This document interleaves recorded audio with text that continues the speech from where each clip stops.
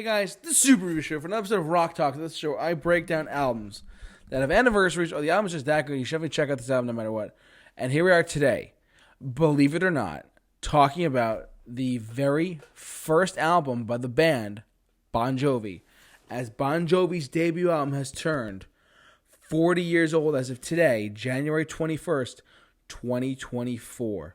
The 40th anniversary of Bon Jovi is this year, ladies and gentlemen. Hard to believe it's been that long since they've been out. There's John on the cover. Everyone sees the cover. They don't see the back, though. There is David Bryan, Alec John Such, Tico Torres, and Richie Sambora on the back.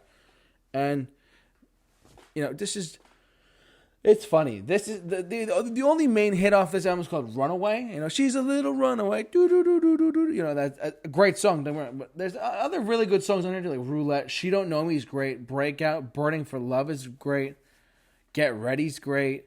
You know, there's a lot of really good stuff on this record too. And it's honestly, he'll only play whenever Bon Jovi tours. They only really play Runaway off the record. They're not going to play, you know. I have to look at it because they haven't played it forever. Burning for Love, they haven't played. She Don't Know Me, they don't play Get Ready anymore. But back in the 80s, they played them all the time. They played those songs all the time. So here's what I'm thinking, right? It's January 21st, 1984. You hear the song Runaway on the radio all the time. Like, she's a little runaway. And all of a sudden the first Bon Jovi album comes out, and let alone it's like Runaway comes out. They sell a couple. By the way, this is original pressing too. This is an original pressing of that album. I fought pretty hard to get it. So, it's and where they went from there. I mean, their second album, 1700 Degrees Fahrenheit, was really a fan favorite, but not like one of John's favorites apparently, which is strange to me. But this album does have the hit single Runaway that kind of launched his career to an extent. I mean, obviously Living on a Prayer, You Give Love a Bad Name, those songs will always be there. Bad Medicine, I'll Be There For You.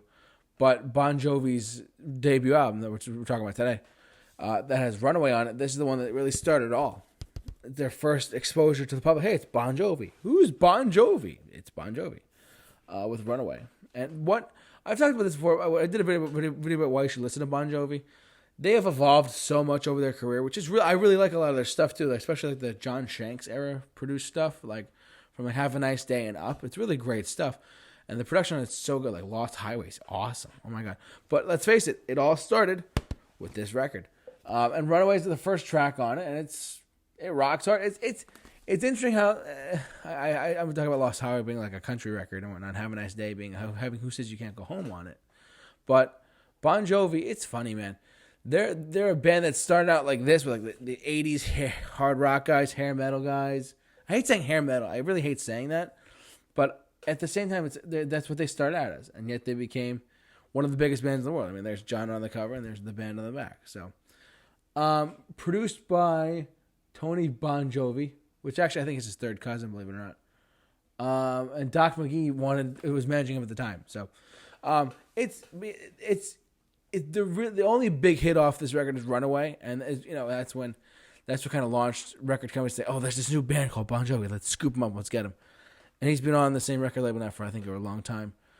I might be wrong about that a little bit, but I do know they've been churning out hits for left and right forever. So regardless though, they are one of the biggest bands in the world, but it did start with just this record. It started with just this record, guys.